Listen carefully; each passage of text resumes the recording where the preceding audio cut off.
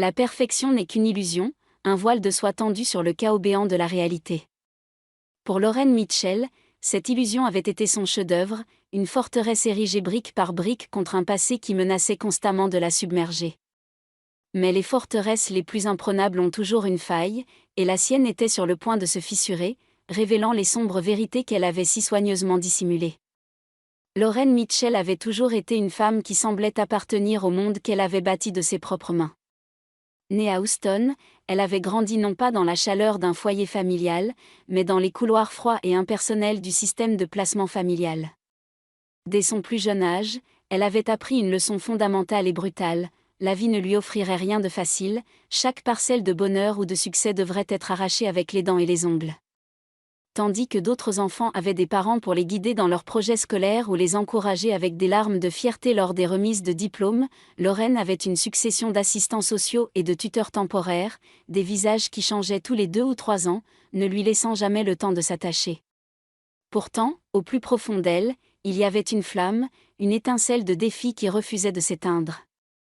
Têtue et inflexible, ses professeurs disaient souvent qu'elle lisait plus de livres en un mois que quiconque dans sa classe en une année entière. Les livres étaient son évasion, ses parents de substitution, les architectes de ses rêves. Adolescente, elle savait déjà que si elle voulait un avenir radicalement différent du monde précaire dans lequel elle était née, elle devrait se battre avec une détermination sans faille.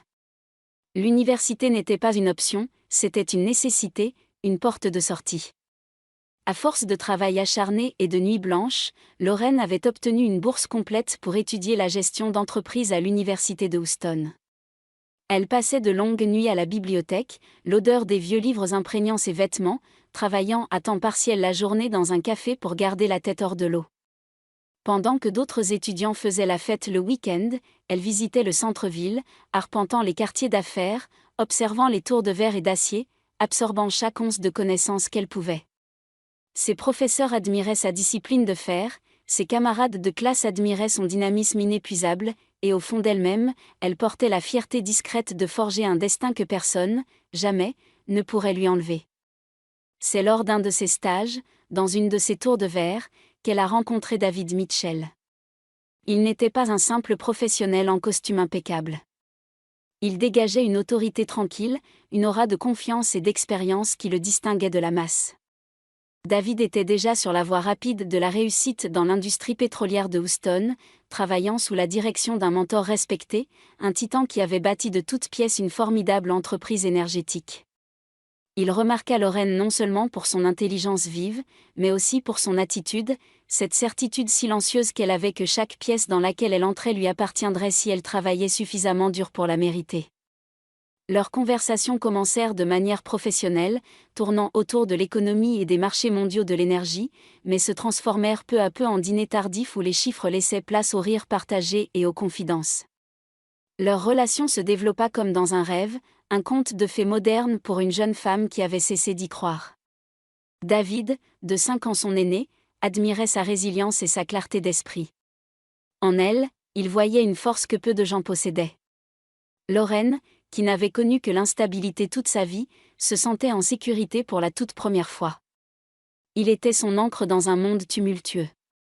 Lorsque David lui a demandé sa main, sous un ciel étoilé du Texas, il lui a promis non seulement un amour éternel, mais aussi une vie où elle ne se sentirait plus jamais seule ni incertaine. Leur mariage fut un événement élégant, en présence de toute l'élite de Houston. Lauren, dans sa robe de soie blanche, eut l'impression d'entrer dans une vie qu'elle ne découvrait autrefois que dans les pages de ses livres. Au cours des années qui suivirent, la carrière de David connut un essor fulgurant. Lorsque son mentor vieillissant s'éteignit, laissant derrière lui non seulement un héritage colossal mais aussi une entreprise valant des milliards, c'est à David qu'il confia les rênes. Ce fut un moment de triomphe qui aurait dû être une pure célébration. Les journaux publièrent des articles élogieux sur sa vision de l'avenir. Les investisseurs affluèrent pour le soutenir, et le nom de Mitchell devint synonyme de pouvoir et d'influence dans les couloirs feutrés de l'industrie pétrolière de Houston. Lauren était à ses côtés à chaque étape, lors des dîners de gala et des conférences de presse, toujours sereine, toujours rayonnante, l'image même de l'épouse idéale pour un homme puissant. Mais Lauren ne se contenta jamais d'être une simple épouse trophée. Elle avait ses propres ambitions, des rêves bien ancrés bien avant son mariage avec David. Grâce à ses encouragements et à son soutien financier, elle ouvrit une boutique de design d'intérieur dans le quartier de River Oaks, le plus luxueux de Houston. Ce n'était pas qu'un simple magasin, c'était le reflet de son goût impeccable et de sa conviction que même les plus petits détails d'une maison pouvaient rendre la vie extraordinaire. Chaque tissu, chaque vase, chaque élément de décoration qu'elle concevait portait sa touche personnelle. Les clients adoraient son sens du design, et sa boutique devint rapidement une destination prisée des familles les plus fortunées de la ville. En parcourant les sols en marbre poli de sa boutique, Lorraine éprouvait la satisfaction profonde de savoir qu'elle avait créé quelque chose qui lui appartenait entièrement, quelque chose qui portait son nom. De l'extérieur, leur vie semblait intouchable, un tableau parfait du rêve américain.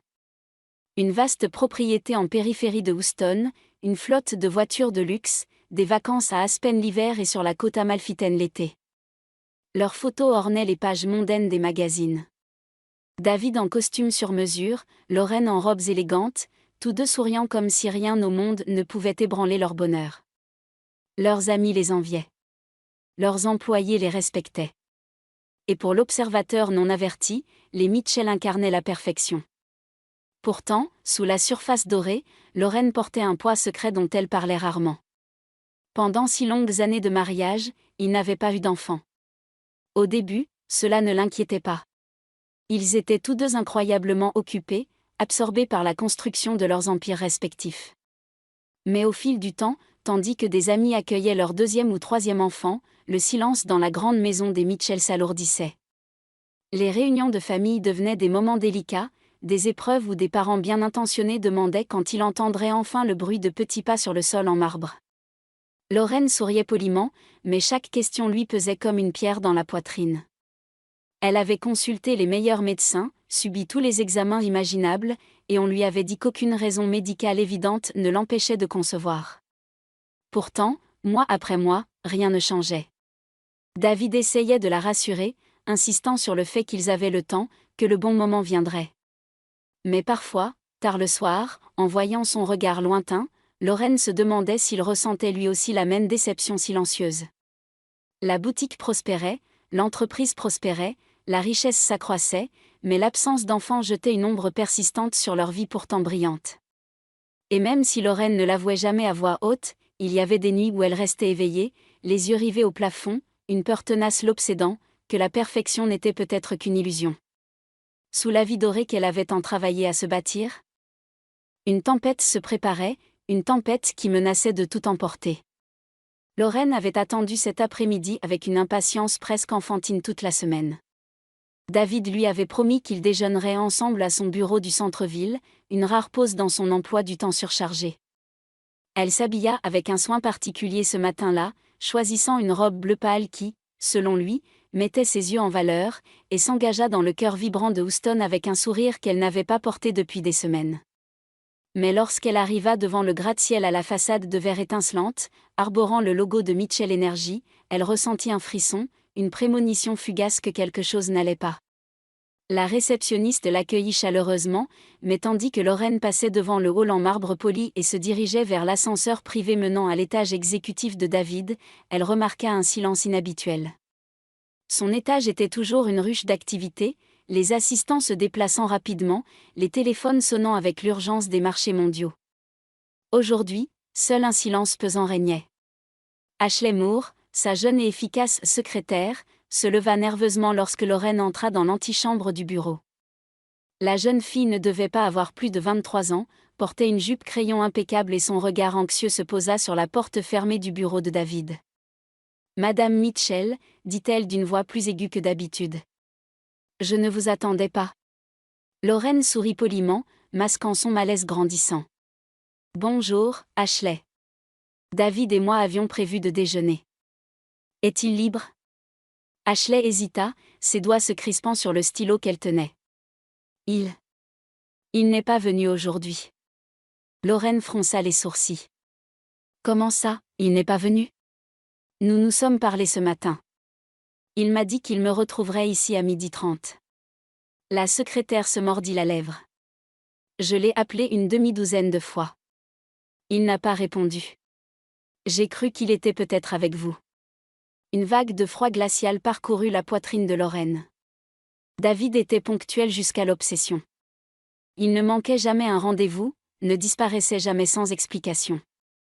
Elle essaya son numéro elle-même, écoutant la sonnerie jusqu'à ce qu'elle tombe sur la messagerie vocale. Le son de sa voix enregistrée, si normal, si ordinaire, rendit le silence qui suivit absolument insupportable. Déverrouiller son bureau, dit doucement Lorraine, sa propre voix semblant venir de loin. Ashley hésita une seconde, puis obéit, glissant la clé dans la serrure et s'écartant. Lorraine entra, s'attendant presque à le voir derrière son immense bureau en acajou, travaillant tard sur un contrat ou répondant à un appel important. Mais la pièce était vide. Des papiers étaient soigneusement empilés, l'écran de l'ordinateur était éteint. La chaise était parfaitement rangée sous le bureau, comme si personne ne s'y était assis de la matinée. Lorraine força un sourire pour Ashley, lui disant de ne pas s'inquiéter, que David avait peut-être été pris dans une réunion de dernière minute. Mais intérieurement, l'angoisse pesait sur elle comme un poids de plomb. Elle quitta le bâtiment rapidement, ignorant les regards curieux du personnel tandis qu'elle traversait le hall majestueux. Lorsqu'elle rentra dans leur propriété en périphérie de Houston, la maison était d'un silence de mort. Le soleil de l'après-midi éclairait le hall d'entrée en marbre, miroitant sur le lustre en cristal. Elle l'appela, sa voix résonnant étrangement dans les pièces vides. Pas de réponse. Sa voiture n'était pas dans le garage. Son téléphone tombait toujours directement sur la messagerie. Lorraine monta à l'étage, le pas s'accélérant, comme si elle pouvait échapper à la peur qui la rongeait de l'intérieur. Dans leur chambre, elle s'assit au bord du lit, les mains pressées contre ses tempes. Quelque chose la tiraillait, un souvenir flou. Puis elle se rappela, le matin, en partant, elle avait enfilé un de ses cardigans sur ses épaules, et avait senti un chiffon froissé dans la poche. Distraite, elle n'y avait pas prêté attention. Elle plongea la main dans le tissu doux. Ses doigts effleurant une feuille de papier pliée en 4. Le cœur battant à tout rompre, elle le sortit et le déplia. L'écriture était grande, rapide, presque négligente. Les mots la fixaient, une encre noire sur un papier blanc immaculé. Ne me cherchez pas, désolé. Pendant un instant, elle s'arrêta de respirer. Les mots devinrent flous à travers ses larmes naissantes. Le papier tremblait dans sa main. Elle murmura son nom, comme s'il allait répondre, comme si c'était une plaisanterie cruelle, mais la maison resta silencieuse, et le message lui parut plus lourd que tout ce qu'elle avait jamais porté. Non, murmura-t-elle avec force en secouant la tête. Non, il ne ferait pas ça. Pas David. Elle pensa à l'homme avec qui elle avait bâti sa vie. Celui qui lui avait promis la sécurité après des années d'incertitude, celui qui lui avait tenu la main à chaque test de grossesse négatif, celui qui n'avait jamais laissé les affaires perturber leurs moments précieux.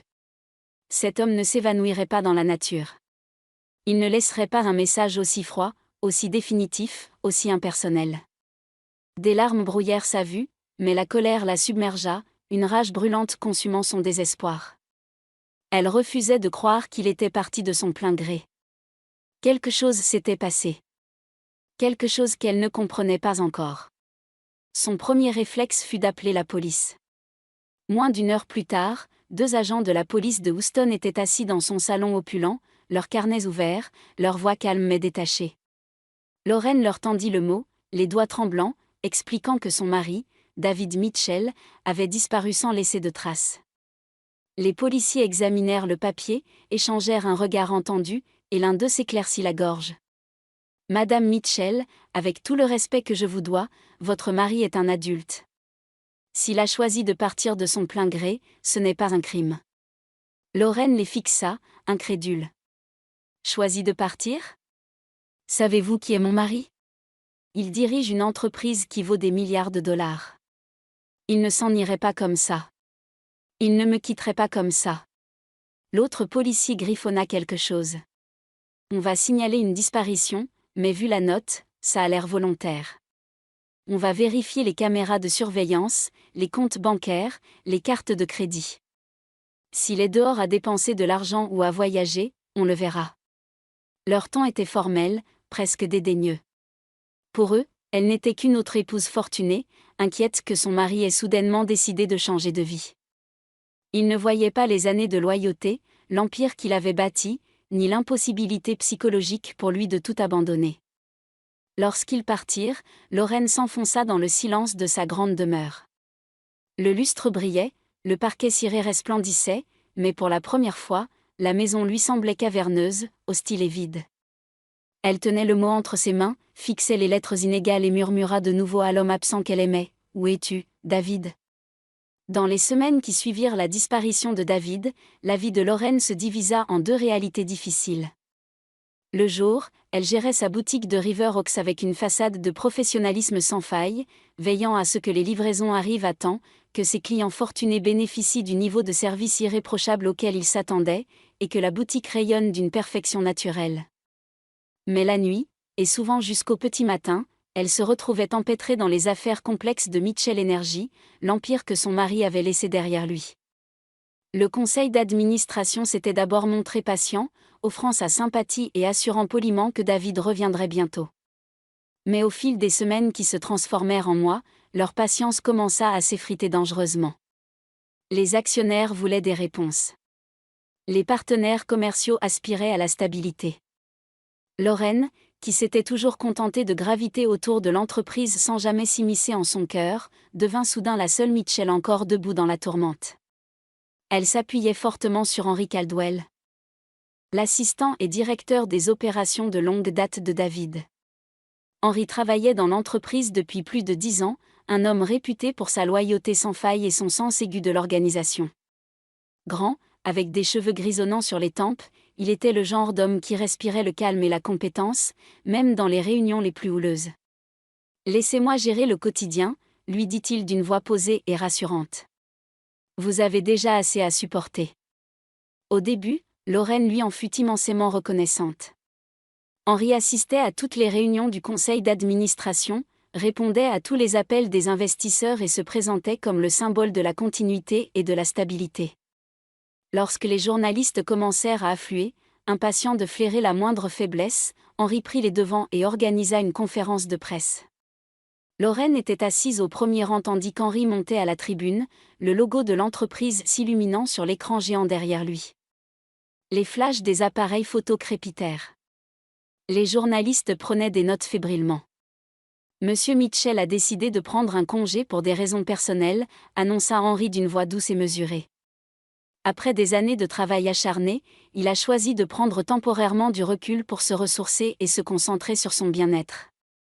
L'entreprise reste entre de bonnes mains et les activités se poursuivent normalement. La déclaration était suffisamment vague pour apaiser la presse, mais suffisamment polie pour rassurer les investisseurs. Des articles parurent le lendemain, présentant l'absence de David comme un acte délibéré de bien-être, un luxe que seuls les hommes de pouvoir pouvaient s'offrir. Lorraine observa la situation avec un mélange de soulagement et d'inquiétude. Elle avait voulu que le monde sache que quelque chose n'allait pas. Au lieu de cela, le récit suggérait désormais que David avait choisi la paix personnelle plutôt que la responsabilité professionnelle. Pendant un temps, la stratégie a fonctionné. Les cours de la bourse se sont stabilisés. Les partenaires ont maintenu leur contrat et le conseil d'administration a cessé de l'appeler chez elle tous les soirs pour lui demander des éclaircissements. Lorraine s'est retirée dans sa boutique, se consacrant au travail avec une détermination farouche qui masquait son épuisement croissant. Elle souriait aux clients, ajustait les présentoirs et signait les factures, tandis que son esprit revoyait sans cesse l'image de ce billet froissé dans sa main. Mais à mesure que la présence d'Henry se faisait plus évidente, Lorraine commença à remarquer de subtils changements. Son nom apparaissait plus fréquemment dans les communiqués de presse de l'entreprise. Il prit la place de David lors des réunions importantes, menant les discussions avec l'aisance d'un homme qui s'attendait à être obéi. Les membres du conseil d'administration se tournèrent instinctivement vers lui pour obtenir des conseils, leurs questions s'adressant à Henry plutôt qu'au nom absent de Mitchell. Lorraine se disait que c'était naturel. Quelqu'un devait tenir la barre. Pourtant, tard le soir, lorsqu'elle retrouvait son lit vide, elle ne pouvait ignorer la façon dont l'ombre d'Henry semblait s'étendre de semaine en semaine. Il ne se contentait pas de tenir le fort. Il construisait son propre royaume entre ses murs. Ses amis tentaient de la réconforter. Lors de dîners ou de soirées caritatives, il murmurait des assurances que David reviendrait bientôt, mais sous leurs paroles polies, elle percevait une curiosité morbide, voire du scepticisme. 6 mois, c'était long. Trop long. Les murmures dans les cercles sociaux de Houston devenaient de plus en plus vifs. David l'avait-il abandonnée? Leur mariage n'avait-il pas été aussi parfait qu'il le paraissait? Lorraine se comportait avec une grâce sans faille en public, ne laissant jamais tomber le masque de la dignité. Mais intérieurement, elle ressentait le poids de l'isolement, pesant avec une force insupportable. La police n'avait pas grand-chose de plus à lui offrir. Le signalement de la disparition restait ouvert, mais il n'y avait aucune piste. Aucune activité de carte de crédit, aucun retrait bancaire, aucune observation. C'était comme si David Mitchell s'était volatilisé. Et chaque jour qui passait, les soupçons d'officiel qu'il était parti volontairement semblaient de plus en plus plausibles, érodant sa propre certitude. Parfois, aux heures les plus calmes de la nuit, elle s'asseyait dans le bureau de David, caressant du doigt la reliure de ses livres, respirant le léger parfum de son eau de Cologne qui persistait dans le fauteuil en cuir. Elle murmurait son nom dans le silence, comme si sa voix pouvait traverser n'importe quelle distance qui les séparait, mais seul le silence glacial lui répondait. Au 6e mois, le monde de Lorraine s'était réduit à un rythme solitaire et monotone, gérer la boutique, assister aux réunions obligatoires, accompagner Henri lors d'événements publics, rentrer chez elle dans le vide. En apparence, elle restait posée, l'épouse parfaite de Mitchell. Intérieurement, elle se sentait de plus en plus comme une veuve, bien qu'aucune déclaration officielle n'ait été faite. Et dans ces moments de silence où elle apercevait son reflet dans le miroir, Lorraine reconnaissait à peine la femme qui la fixait. Celle qui s'était autrefois arrachée au système de placement familial, qui avait construit sa vie avec une détermination de fer, n'était plus que l'ombre d'elle-même, hantée, épuisée, attendant une réponse qui ne venait jamais. Lorraine s'était investie dans sa boutique avec une intensité plus grande que jamais. C'était son sanctuaire, le seul endroit où elle se sentait encore maîtresse de son destin. Un soir, épuisée par une série de réunions tendues, elle s'assit à son bureau, feuilletant un catalogue de fournisseurs potentiels. Un magazine sur papier glacé glissa de la pile sur ses genoux et son regard tomba sur une page qui lui glaça le sang jusqu'aux os. L'image n'avait rien d'extraordinaire à première vue.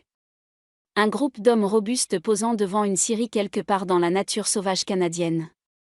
Ils portaient de lourdes vestes de flanelle, des gants glissés dans leur ceinture, le genre d'image qui accompagnait généralement les articles sur la foresterie durable.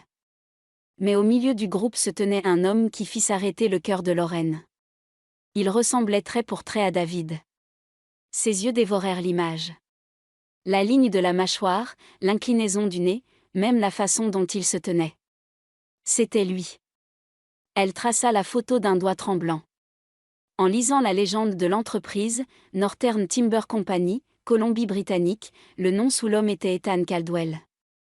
Sa raison lui criait que c'était impossible. David avait disparu 6 mois plus tôt. Était-il possible qu'il ait travaillé ici depuis tout ce temps, coupant du bois dans un pays étranger?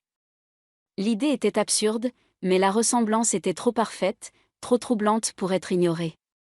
Le lendemain matin, la décision de Lorraine était prise. Elle organisa une permanence à la boutique, libéra son agenda et réserva un vol pour Vancouver. Ce n'était pas une impulsion. C'était un acte de pur désespoir. Si cet homme pouvait être David, elle devait le savoir. Le voyage vers le nord lui sembla surréaliste. Des rues chaudes et animées de Houston, elle fut transportée vers des paysages de conifères imposants et de sommets enneigés.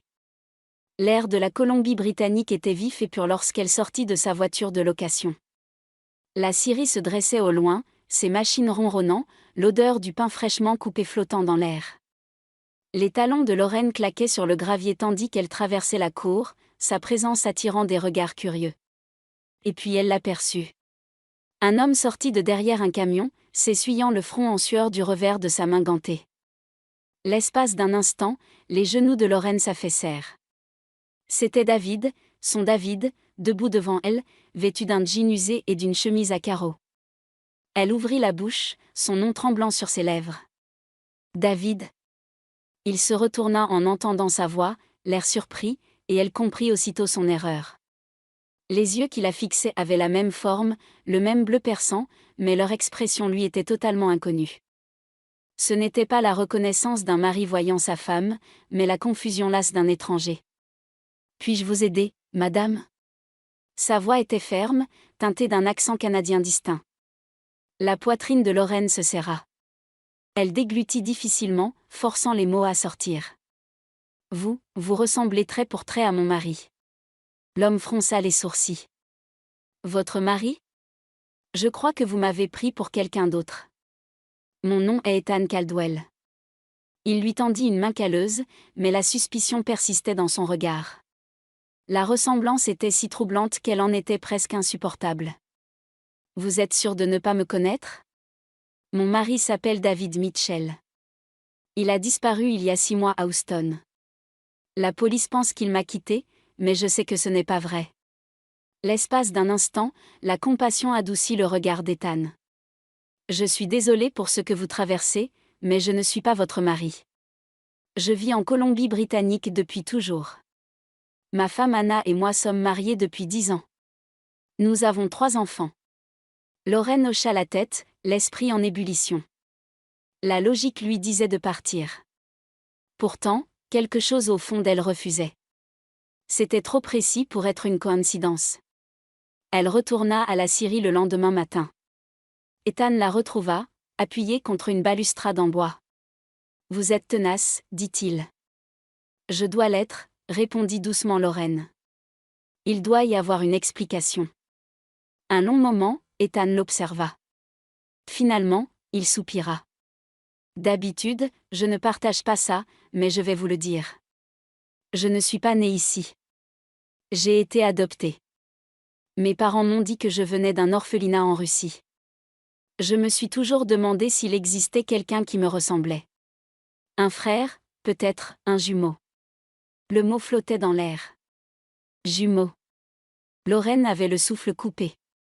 David avait toujours été discret sur sa petite enfance, disant que ses parents étaient décédés quand il était jeune. Était-il possible ? À cet instant, son téléphone vibra. C'était la police de Houston. « Madame Mitchell, » dit un détective, « nous avons des nouvelles. Nous avons fait analyser la note par des graphologues. Elle ne correspond pas à l'écriture de votre mari. C'est un faux. Celui qui a écrit ce mot voulait faire croire qu'il était parti volontairement. » Le soulagement et la terreur la submergèrent.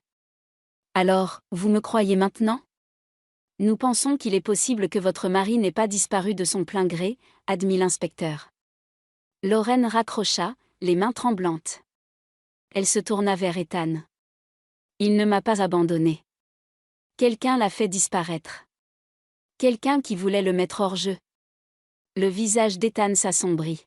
« Si c'est vrai, alors vous êtes au milieu de quelque chose de très dangereux. » Un visage persista dans l'esprit de Lorraine, Henry Caldwell. Celui qui avait si facilement endossé le rôle de David. La suspicion était là, froide et tranchante. Ethan ne parvenait pas à chasser le désespoir dans les yeux de Lorraine de son esprit. Ce soir-là, il contacta un vieil ami travaillant dans le secteur de la santé en Russie. Il lui envoya une photo de lui et raconta l'histoire de Lorraine. La réponse arriva quelques heures plus tard, bouleversante. « Il y a un homme ici, retrouvé il y a des mois dans les montagnes.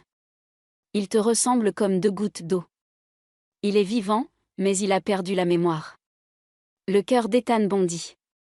Il appela immédiatement Lorraine. Ensemble, ils comprirent la cruelle vérité. Henry, découvrant que David avait un jumeau inconnu, avait orchestré un plan diabolique. Il avait fait kidnapper David, l'avait drogué et abandonné dans les montagnes russes, espérant qu'il mourrait. Il avait ensuite engagé un homme pour se faire passer pour Ethan et être photographié, sachant que la ressemblance troublerait les pistes. Il voulait prendre le contrôle total de Mitchell Energy. Armés de cette nouvelle certitude, Lorraine et Ethan retournèrent à Houston. Ils savaient qu'ils avaient besoin de preuves concrètes. Une nuit, ils s'introduisirent dans le bureau de David, désormais occupé par Henry. Après des heures de recherche angoissantes, Ethan, grâce à ses connaissances techniques, réussit à accéder à un disque dur caché. Ils y trouvèrent tout, des courriels cryptés entre Henri et des mercenaires, des relevés de transferts bancaires vers des comptes offshore, et même un dossier de recherche détaillé sur l'orphelinat sibérien d'où venaient les deux frères. Henri savait tout depuis le début. Le lendemain, lors d'une réunion du conseil d'administration, alors qu'Henri présentait son plan pour l'avenir de l'entreprise, Lorraine l'interrompit. D'une voix calme mais chargée d'une fureur froide, elle projeta les preuves sur le grand écran. Le visage d'Henri se décomposa. Le silence dans la salle fut rompu par l'arrivée de la police, alertée par Lorraine juste avant la réunion. Henri fut arrêté sous les yeux choqués des membres du conseil. Quelques jours plus tard, Lorraine atterrissait dans une petite ville reculée de Russie. Elle se rendit dans la clinique modeste où on s'occupait de David. Il était plus mince, le regard confus, mais c'était lui. Quand il la vit, une lueur de reconnaissance traversa ses yeux. Elle courut vers lui, et leurs larmes se mêlèrent dans une étreinte qui effaçait les mois de douleur et d'incertitude. Sa mémoire revenait par bribes, mais en la voyant, il sut une chose avec une certitude absolue, il était chez lui. 1 an plus tard, le soleil de Houston brillait sur le jardin de leur propriété. David, entièrement rétabli, riait en jouant avec ses 2 nièces et son neveu. Ethan et sa famille étaient venus leur rendre visite. Les 2 frères, séparés à la naissance par une tragédie, apprenaient à se connaître, comblant un vide qu'ils n'avaient jamais su qu'ils avaient. Lorraine, assise sur le porche, les regardait, une main posée sur son ventre légèrement arrondi. Elle avait non seulement retrouvé l'amour de sa vie, mais elle avait aussi trouvé la famille qu'elle n'avait jamais eue. La perfection qu'elle avait autrefois cherché à construire s'était avérée être une illusion, mais la réalité qu'elle avait trouvée à sa place, avec ses imperfections, ses cicatrices et ses liens indéfectibles, était infiniment plus belle. La tempête était passée, et pour la première fois, le ciel était complètement dégagé.